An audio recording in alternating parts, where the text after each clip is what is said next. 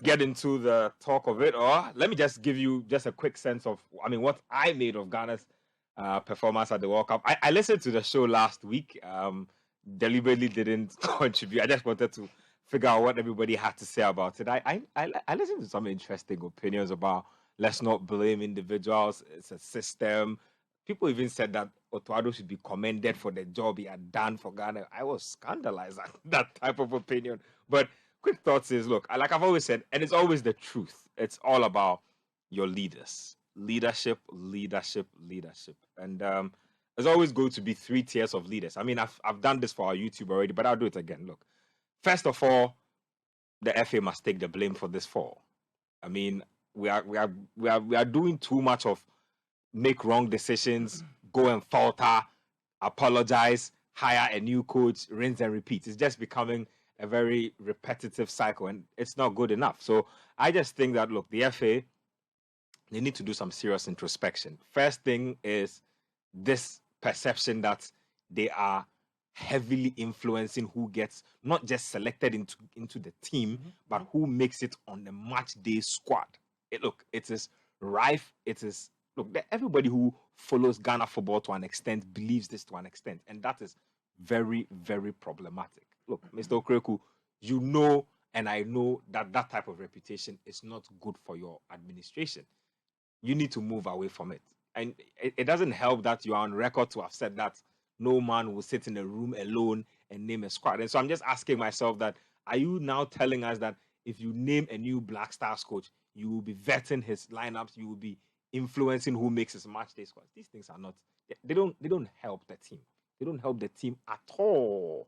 And so the FA really need to have a look at themselves.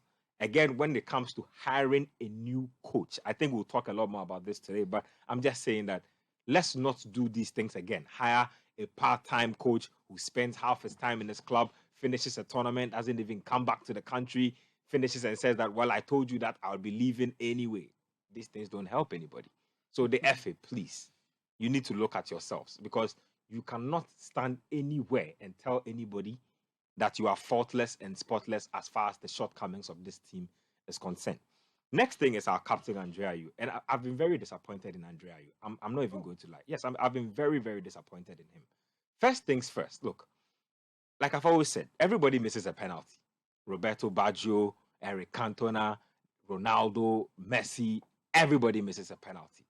It is what you do after the penalty miss that actually matters. I was just telling somebody that in all the times when we've needed Andre Ayew to be charismatic, all the times when Andre Ayew will beat his chest and rile up his soldiers, clap.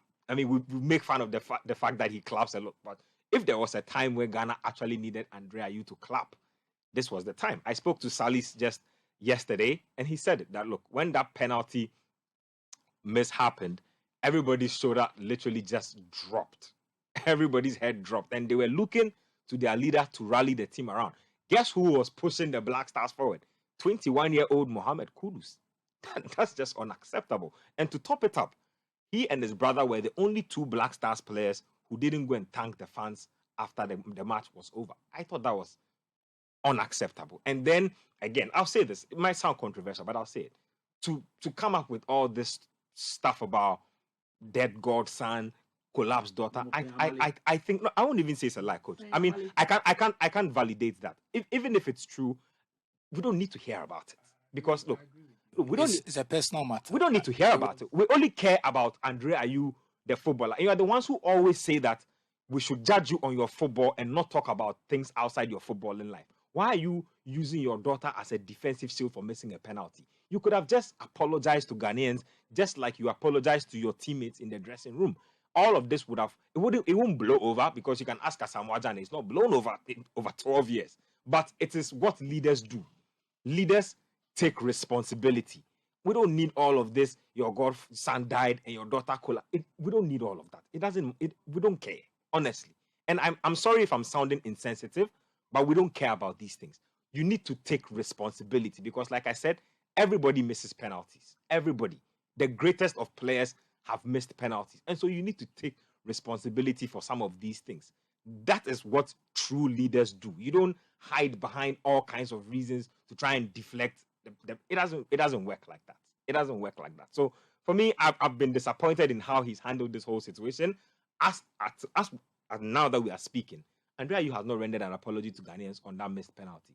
He's resorted to all kinds of interesting tactics to make that happen. So for me, that's very disappointing. Finally, on the path of leadership will be Otto Addo. And I think that for Otto Addo, he needs to be very grateful wherever he is. He needs to do the sign of the cross and appreciate us for handing him this opportunity, because first of all, he didn't deserve this opportunity. And at every turn he's been given, he has tried to question the knowledge of journalists for questioning him. I remember his very first press conference talking about how somebody didn't know his football and didn't know tactics because he asked him a question. See, for somebody what like, was that all about? You see, for somebody like Mr. Otto Addo, I blame him, but I also blame some of the people who told him to take that stance.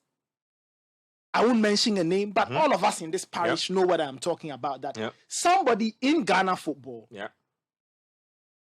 somebody in Ghana football told Otto Addo to deliberately take that stance. Why? Because Ghanaian journalists, they are dumb. They ask silly questions. So whatever question they ask you, give them a silly response. And I got that posture from him the whole of his tenure here.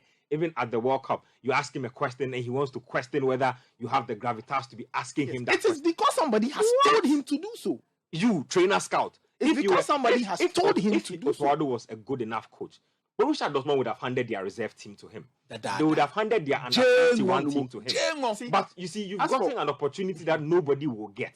And when he finished at the exit presser, I didn't hear any remorse in his voice. He didn't even sound disappointed. It was almost as if, well, I have nothing to lose. And like Samens likes to say all the time, people with nothing to lose, they are the most dangerous people in the world, because nothing matters to them. Nothing.